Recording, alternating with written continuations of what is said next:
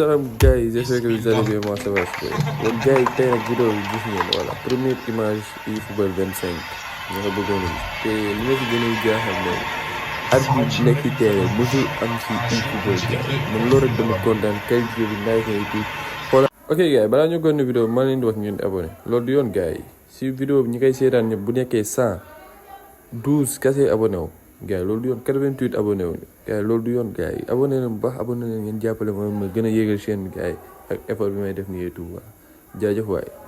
xool leen tamit arbitre touche bi gis ngeen arbitre touche bi muy daay toog défenseur ni ñu ko xool leen non jeu bi jàkkaarloo dina am ñëw gars yi maa ngi gën a jàkkaarloo instant bi ñëw ndax li ma gis nii dégg kay bi nii sax si man moo daax bi ñu am nii di côté bi di nga panneau publicité yi affaire bi dafa changé carrément jeu bi gars yi dafa changé carrément gars yi voilà gars yi lii rek la woon léegi maa leen di bàyyi voilà léegi seetaan leen vidéo bi noonu kese avec son naturel bi voilà jaajëf. Bismillah.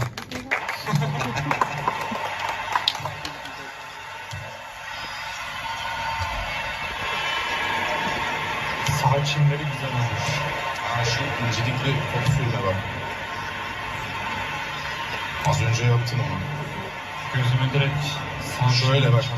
Aynen.